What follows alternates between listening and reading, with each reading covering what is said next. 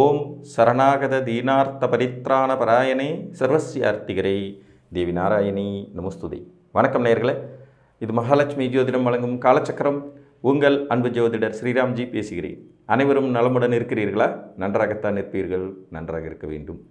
இன்றைய காணொளியில் நாம் காண இருப்பது திடீர் அதிர்ஷ்டம் தரும் திரிகோணாதிபதிகள் தொடர்பு.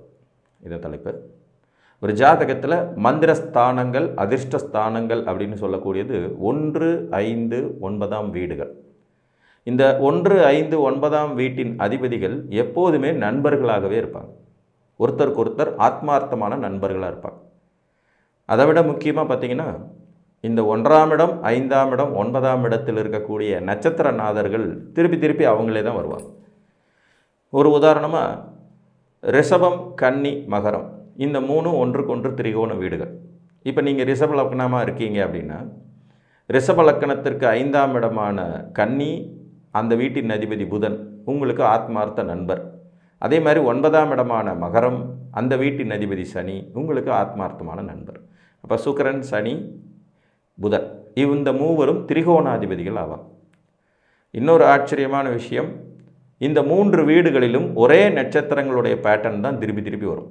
அதுதான் திரிகோணங்களுடைய வல்லமை, சிறப்பு அப்படின்னு சொல்லலாம். இதை ஒன்றை பூர்வ புண்ணியஸ்தானம் என்றும் இன்னொன்றை பாக்கியஸ்தானம் என்றும் நம்ம ஜாதகத்தில் சொல்லுவோம். நீங்கள் எந்த லக்னத்தில் பிறந்திருந்தாலும் உங்களுக்கு 5ஆம் இடம் பூர்வ புண்ணியஸ்தானமாகவும் 9ஆம் இடம் பாக்கியஸ்தானமாகவும் வரும்.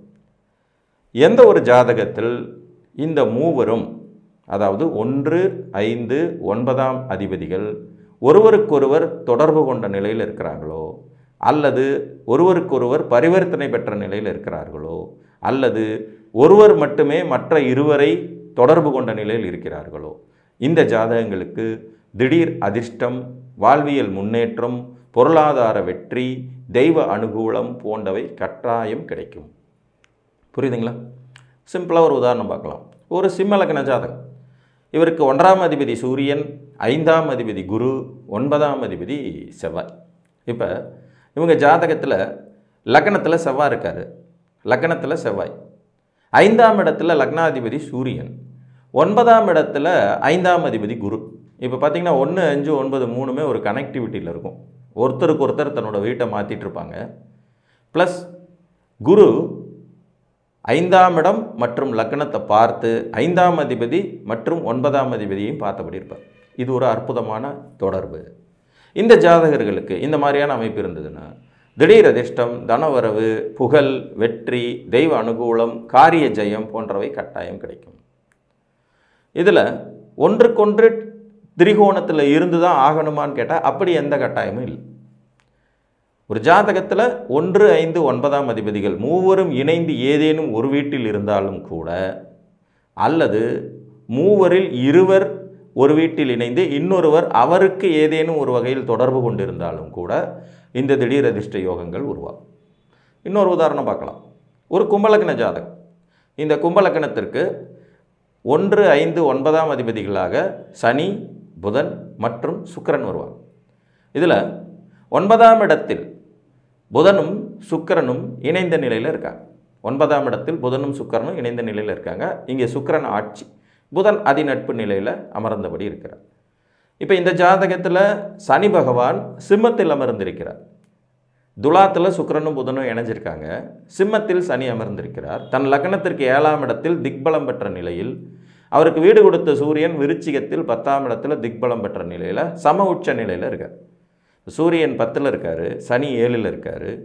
புதனும் சுக்கிரனும் 9ஆம் இடத்தில் இருக்க, சனி தன் 3ஆம் பார்வையால் 9ஆம் இடத்தில் அமர்ந்த தனது ஆத்மார்த்த நண்பர்களை பார்க்குறார் திக்பல வலிமையோடு. இதுவும் திரிகோணாதிபதிகளின் தொடர்பு தான். இதில் 2 கிரகங்கள் இணைந்த நிலையில் 3ஆவது நபர் பார்வையின் மூலம் தொடர்பு கொள்கிறார். புரியுதுங்களா? இதுவும் ஒரு திடீர் அதிர்ஷ்டம், தனவரவு, முன்னேற்றம், பொருளாதார வெற்றிகளை குறிக்கும் அமைப்பு. ஸோ இந்த திரிகோணாதிபதிகளின் தொடர்புங்கிறது 12 லக்னங்களுக்கும் யாராக வருவாங்கங்கிறத ஒரு சுருக்கமாக பார்த்துடலாம். இப்போ மேச லக்னத்துக்கு சூரியன், மேச லக்னத்துக்கு செவ்வாய், சூரியன், குரு. ரிஷப லக்னத்துக்கு புதன், சுக்கிரன், சனி. மிதுன லக்னத்துக்கு அதே புதன், சுக்கிரன், சனி. கடக லக்ன ஜாதகர்களுக்கு சந்திரன், குரு மற்றும் செவ்வாய் திரிகோணாதிபதிகளாக வருவாங்க. சிம்ம லக்னத்திற்கு சூரியன், குரு, செவ்வாய் வந்துடும். கன்னிகா லக்னத்துக்கு புதன் சுக்கிரன் சனி தான் திருப்பி வருவாங்க. புதன் சுக்கிரன் சனி இந்த 3 பேரும் ட்ரையாங்கிளாக வருவாங்க. துலா லக்னத்துக்கு அதே சேம் புதன் சுக்கிரன் சனியே திரிகோணாதிபதிகள். விருச்சிக லக்னத்துக்கு செவ்வாய் சந்திரன் குரு திரிகோணாதிபதிகளாக வருவாங்க. அடுத்தது பார்த்திங்கன்னா தனுசு லக்னத்திற்கு குரு செவ்வாய் சூரியன் திரிகோணாதிபதிகள். மகர லக்னத்துக்கு சனி சுக்கிரன் புதன் திரிகோணாதிபதிகள். கும்ப லக்னத்துக்கும் சனி சுக்கிரன் புதன் திரிகோணாதிபதிகள். மீன லக்னத்துக்கு குரு சந்திரன் செவ்வாய் திரிகோணாதிபதி. அந்த 1, 5, 9ஆம் அதிபதி இவர்கள் ஒருவருக்கொருவர் பரிவர்த்தனை பெற்றிருப்பது, மூவரும் ஒரே இடத்தில் கூடி நிற்பது. 3 பேரும் ஒரே இடத்துல கூடினாங்கன்னா அதில் யாராவது ஒருத்தர் ஆட்சி அடைஞ்சிருவாங்க. இது ஒரு சூட்சமமான அமைப்பு. இருவர் ஆட்சி பெறுவது உச்சம் பெறுவங்கிற அமைப்பும் கூட வரும். இப்போ ஒரு மீன லக்ன ஜாதகத்திற்கு 5ஆம் இடமான கடகத்தில் சந்திரன் ஆட்சி, கூடவே குரு இருக்க, கூடவே செவ்வாய் இருக்க, இங்கே செவ்வாய்க்கு நீச்சபங்க ராஜயோகம் கிடச்சிரும், குரு உச்சமாக இருப்பார், சந்திரன் ஆட்சியாக இருப்பார். 3 நிலையும் வலுவானது தான். இதுவும் திடீர் அதிர்ஷ்டம், தனவரவு, முன்னேற்றத்தை தரக்கூடியது. பொதுவாக திரிகோணங்கிறது ஒரு மாதிரி பவர்ஃபுல்லான மந்திரஸ்தானம். நம்ம இங்கே அதிர்ஷ்டம் என்கின்ற வாய்ப்பை அடிக்கடி பயன்படுத்துவதற்கான ரீசன் என்னென்னா, திறமை என்பது வேறு, அதிர்ஷ்டம் என்பது வேறு. ரெண்டையும் நம்ம கன்ஃபியூஸ் பண்ணிக்கக்கூடாது.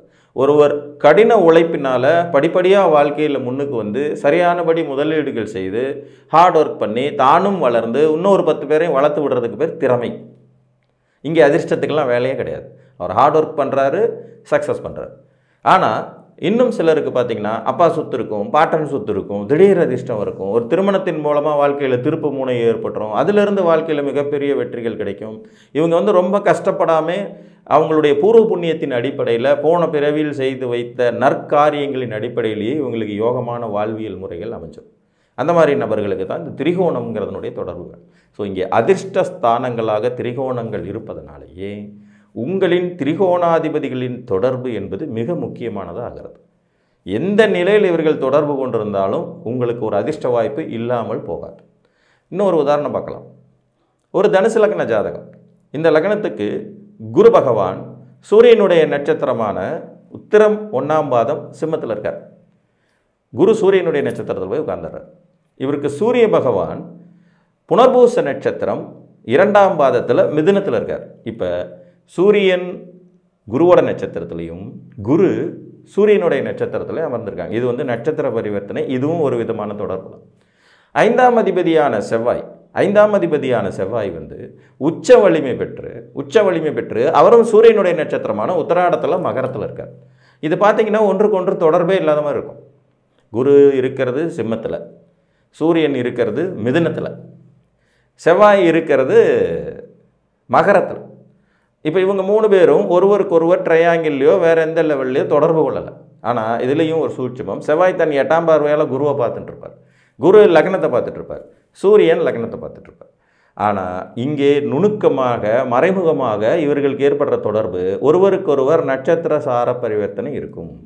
புரிஞ்சுங்களா? இதில் இன்னும் ஒரு ஹைலைட்டாக எடுத்துக்கணும்னா, குரு சூரியனுடைய நட்சத்திரமான உத்தரத்தில் இருக்க, சூரிய பகவான் செவ்வாயின் நட்சத்திரமான சித்திர மிருகசீரிடத்தில் மிதுனத்தில் அமர்ந்திருக்க, இங்கே செவ்வாய் சூரியனுடைய நட்சத்திரமான உத்தராடத்தில் உட்கார்ந்துருக்க, இதுவும் ஒரு அற்புதமான தொடர்பு. புரியுதுங்களா? இது மேலோட்டமாக தொடர்பே இல்லாத மாதிரி இருக்கும். இந்த மாதிரியான ஜாதகர்களும் பார்த்திங்கன்னா பொதுவாகவே அதிர்ஷ்ட வாய்ப்புகள், முன்னேற்றம், பொருளாதார வெற்றிங்கிறத சடனாக பெற்று மேலேறுவாங்க. உங்கள் ஜாதகத்தில் எப்போவுமே 5ஆம் அதிபதி 9ஆம் அதிபதியில் யாரேனும் ஒருவர் ஆட்சி உச்சம் அடைஞ்சிருந்தாலே நீங்கள் ஒரு அதிர்ஷ்டசாலி தான். பாக்கியத்தை அனுபவிக்க பிறந்தவர், பூர்வ புண்ணியத்தை அனுபவிக்க பிறந்தவர், முற்பிறவியின் நற்காரியங்களுக்காகவே இப்பிறவியில் பிறப்பெடுத்தவர்கள் அப்படின்னு முடிவு பண்ணலாம். இதில் 1, 5, 9ஆம் அதிபதிகள் தங்களுக்குள் சேர்ந்திருப்பது, யாரேனும் ஒருவர் ஆட்சி உச்சம் அடைந்து மற்ற இருவரோடு தொடர்பு கொள்வது, மூவரும் ஒரே இடத்தில் இருப்பது, ஒருவருக்கொருவர் பரிவர்த்தனை பெறுவது, ஒருவருக்கு இன்னொருவர் நட்சத்திரத்தை சாரமாக கொடுத்திருப்பது, இது எல்லாமே அற்புதமான யோக பாக்கியதைகளை அளிக்கும் கிரக இணைவுகள் தான். இந்த இணைவுகள் வீணாக போகிறதுங்கிறது பாவக்கோள்கள், அதாவது ராகு கேது மாதிரியான பாவிகள் உள்ள நுழையிறதன் மூலம் மட்டும்தான் ஏற்படும். நீங்கள் திரிகோணாதிபதிகள் அப்படிங்கிறதுல பார்த்தீங்கன்னா 3 பேருமே இயற்கை சுபர்களாக இருக்கிற வாய்ப்பு யாருக்குமே கிடையாது. எனிஒன் யாருக்குமே கிடையாது. 12 லக்னங்களுக்குமே 3 பேருமே இயற்கை சுபர்களாக அமர்ந்து லக்ன திரிகோணாதிபதிகளாக வர வாய்ப்பே இல்லை. இப்போ மேசத்துக்கு பார்த்தீங்கன்னா செவ்வாய் ஒரு பாவியாக இருப்பார், சூரியன் அறப்பாவியாக இருப்பார். ரிஷபத்துக்கு பார்த்தீங்கன்னா சனி ஒரு பாவி, மிதுனத்துக்கு சனி ஒரு பாவி, கடகத்துக்கு செவ்வாய் ஒரு பாவி. சந்திரனே வந்து தேய்பிரையில் போயிட்டு அவர் பாவி ஆயிடுவார். சிம்ம லக்னத்துக்கு பார்த்திங்கன்னா சூரியனும் பாவி, செவ்வாயும் பாவி. கன்னிக்கு சனி பாவி ஆவார். துலாத்துக்கு சனி பாவி, இயற்கை பாவகோள்கள் நான் சொல்கிறேன். துலாத்துக்கு இயற்கை பாவியாக சனி வந்துடுவார். விருச்சிகத்துக்கு செவ்வாயே பாவியாக வந்துடுவார். தனுசுக்கு பார்த்திங்கன்னா சூரியன் செவ்வாய் பாவிகளாக வருவாங்க. மகரத்துக்கு லக்னாதிபதியே பாவியாக வருவார். கும்பத்துக்கும் அதே விதி தான். மீனத்துக்கு திருப்பி பார்த்திங்கன்னா செவ்வாய் பாவியாக வருவார். அப்போ 12 லக்னங்களுக்கும் திரிகோணாதிபதிகளாக வரக்கூடியவர்களில் ஒருவர் நிச்சயம் ஒரு பாவியாகவே இருப்பார். ஒருவர் பாவி அல்லது இருவர் பாவிங்கிற நிலையில் தான் ஜாதகங்கள் வருமே ஒழிய 3 பேருமே இயற்கை சுவர்கள் அப்படிங்கிற மாதிரி வரவே வராது. அதனால் இயற்கை பாவிகள் அப்படிங்கிற செவ்வாய் சனி இந்த திரிகோணாதிபதிகளாக வந்து அவர்கள் இணையறதுனால கெடுதல் இருக்காது. ஆனால் இந்த எந்த விதிக்குமே சேராத ராகு கேது இருக்காங்க பார்த்தீங்களா, சொந்த வீடே கிடையாது, இருக்கிற வீடை பூரா அப்படியே கபலீகரம் செய்யக்கூடிய, விழுங்கி ஏப்பம் விட்டு விடக்கூடிய ராகு கேதுகள் இந்த திரிகோணாதிபதிகளோட தொடர்பில் இருக்கக்கூடாது. அப்படி இருந்தாங்கன்னா அந்த யோகம் பங்கப்படும். இங்கே அதிர்ஷ்டம், திடீர் அதிர்ஷ்டத்தை எதிர்பார்க்கும் வாய்ப்புகள் குறைந்து போகும். மற்றபடி உங்களுக்கு 1, 5, 9ஆம் அதிபதிகள் இணைந்திருந்தாலோ பரிவர்த்தனை பெற்றாலோ பார்த்து கொண்டிருந்தாலோ நிச்சயம் நீங்கள் ஒரு அதிர்ஷ்டசாலிதான் என்று கூறி மீண்டும் ஒரு காணொளியில் உங்களை வந்து சந்திக்கும் வரை உங்களிடமிருந்து அன்புடன் விடைபெற்றுக் கொள்வது உங்கள் அன்பு ஜோதிடர் ஸ்ரீராம்ஜி. நன்றி, வணக்கம்.